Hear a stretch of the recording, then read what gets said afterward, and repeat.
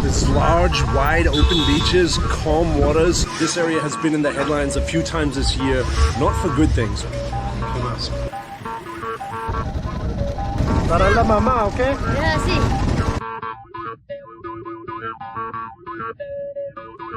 G'day, parceros! Merry Christmas! I'm here on Blake's land. If you want to see the full episode, the full story of what's going on here, check out this episode right here. As you can see, it's coming along nicely. I really respect the effort that he's putting in to make this happen. He's got a place to live, a kitchen, a few rooms, as well as like a yoga meditation studio. We were in La Punta de los Remedios. For some context, Palomino is about 45 minutes that way, and Riohacha is about 45 minutes that way. It's been a great place to spend a few days relaxing, taking afternoon naps, bonfires on the beach. A good way to spend Christmas.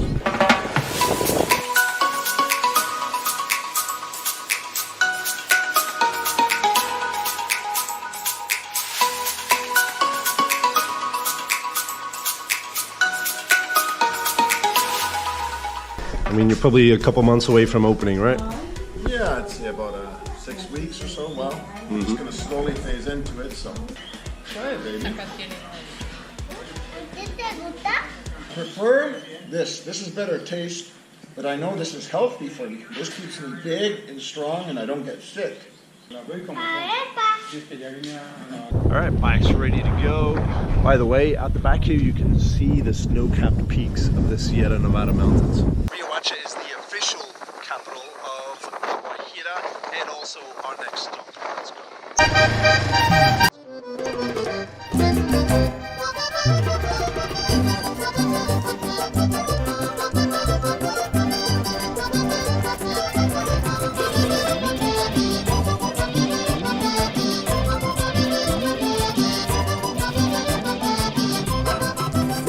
Not on the Gringo Trail. What is the Gringo Trail? Check out this video here. Over the next 10 to 15 years, I think Riohacha is going to become a serious player for both Colombian tourism as well as international tourism. There's all types of eco-tourism, adventure tourism, and cultural tourism in this part of the country, and Riohacha is going to become base camp for a lot of that exploration to the east. There's large, wide open beaches, calm waters, just like the local market loves. There's hotels and restaurants popping up.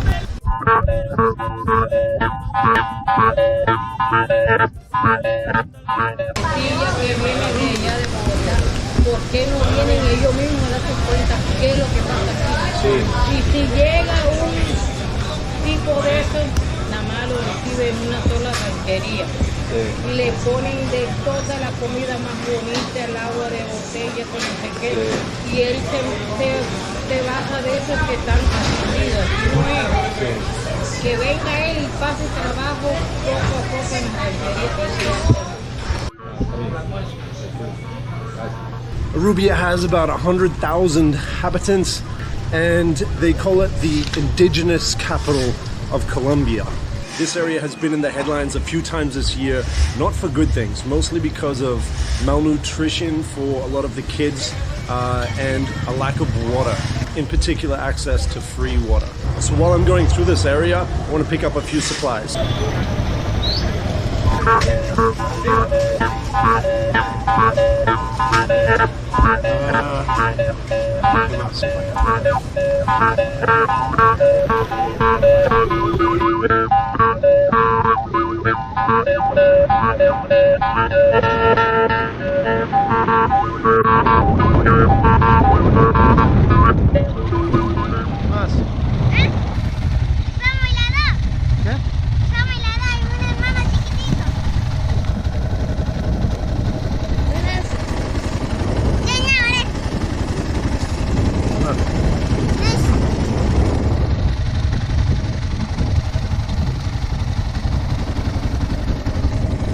Para la mamá, ¿ok? Yeah, sí. ¿Y para mí? No, para la familia. Ese mamá, ese... Dame esto. Dame uno. No, ya voy para voy adelante. Dame el asiento, pues. Asiento. No, ya tienes, ¿no? Dale, pues. Gracias.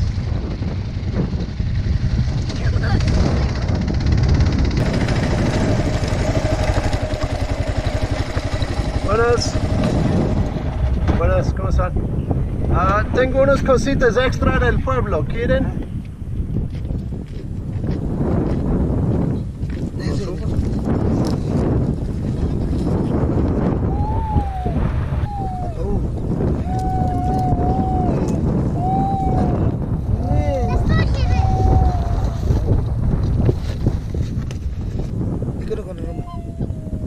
Voy para Cabo de La Vela. Ah, vaya. Sí. Sí, todavía para de... Sí.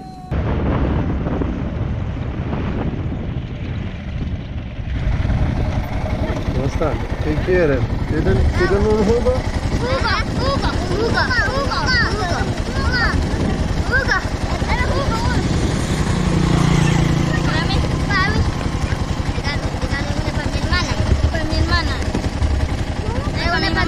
Ah, pues si no estás... Para mi mamá, ¿sí? Sí, para mi mamá.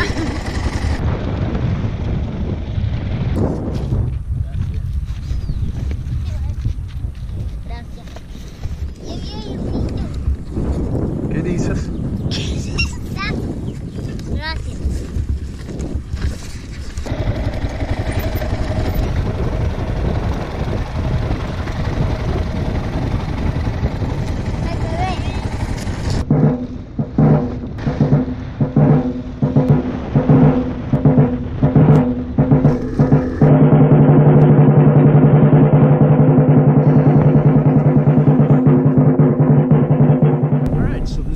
Cabo de La Vela. So that may have been uncomfortable to see some of those images of the kids. Whether you see the video or not, whether you come and visit these parts or not, this situation happens. I think the more people come out and spend money and create economic activity, the better.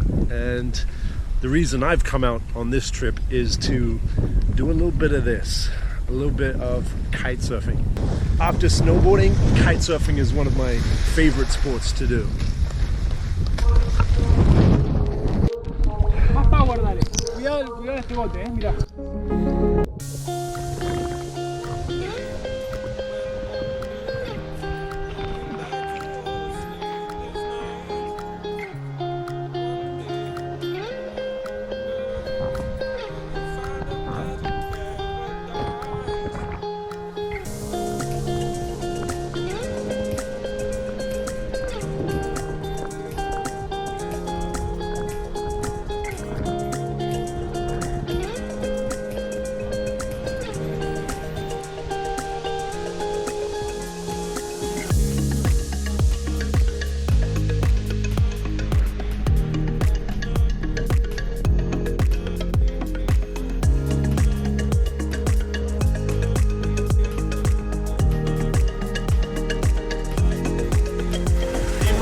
Is the best way to travel.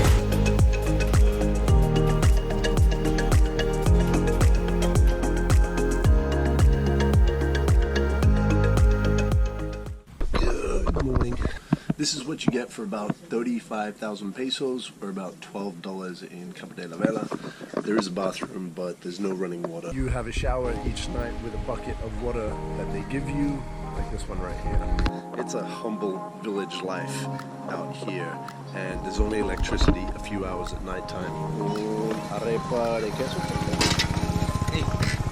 Land ownership here is restricted to Wayu people only, and water is brought in on these trucks over here. Again, you need at least a few days out here. There's quite a few different day trips, Punto Gallinas. You can visit other villages. I've been here a couple days now and I love it. I've been eating fish every day. The most special part of this place is the water. It is so calm and so still, it's like a lake. The breeze is offshore. You've got a sweeping bay around the side, so it makes it absolutely perfect for kite surfing. And a brisk morning welcome. So Gonzalo is from Barranquilla, and he's been here about 5 years right when the kite surfing scene was getting started. It's easier to say which months you can't kite surf, which are usually October, November, when there's a bit more rain and less wind. So to get started, I recommend a course of about 10 hours. It's going to cost you about $35 an hour or $350 for a 10-hour course. En el Cabo de la Vela la condición es muy posible serlo muy fácil porque las condiciones son de agua plana, el viento es fuerte y son bajas profundidades. Entonces eso hace que el aprendizaje sea un poco más rápido para los principiantes. So Ween Kite, that's their Instagram name as well. Really recommended, real nice guys. Good place to learn. Buenas, para Río Bacha. Gracias.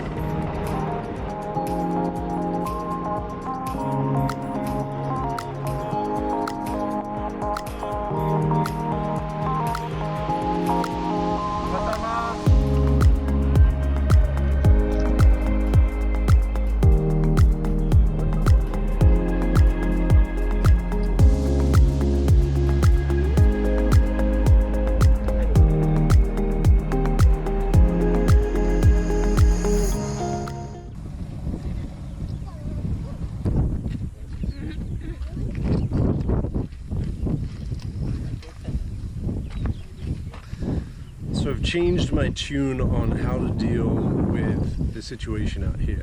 I'm not going to pretend that I understand the complexity of the history and the culture and the government and how they are intertwining right now. If you guys know of foundations and places that are doing good things here, please leave the link in the comments below so people can connect with them. On the same day that I came out here to give juice and beans to some of the people out here, a small girl was tragically run over by a truck while she was coming out to ask and beg for food. After hearing that and seeing signs in the community and thinking about it, it's not the best way to help. Enabling people to beg and get by on handouts doesn't work in the long run. I think in the long run, the best thing that we can do is to associate very closely, providing value to others in the community and providing value to tourists, whether it is kite surfing lessons, whether it is arts and crafts. By associating more closely income and food, by providing value is a much better way, I think, to help everyone in the long run. Gracias. Gracias a ti. The more value you add to somebody else's life, the greater value you receive. 6 million tourists came to Colombia this year. It's doubled within 10 years. Imagine if the local domestic tourism was growing at the same rate or even more. Imagine 50 million Colombians traveling to places like this, buying goods and services from communities like this. Imagine the Colombia that would look like. Guys, if you like this video, click like, click subscribe. I'm gonna keep moving along the coast of Colombia. We'll see you guys in the next video after embracing your fears and embracing your dreams and embracing a life afar. See you guys in the next one. Hi there, thanks for tuning in. I wanted to check in real quick and make sure that you've signed up to my newsletter. Each week I'm sharing lifestyle investment opportunities. These are investments that generate passive income as well as enable an independent international lifestyle. I'll be curating the best opportunities from Colombian and Latin American real estate, agriculture, crypto, and digital real estate. To sign up, head over to newsletter.sammiller.life. Cralba. Yeah.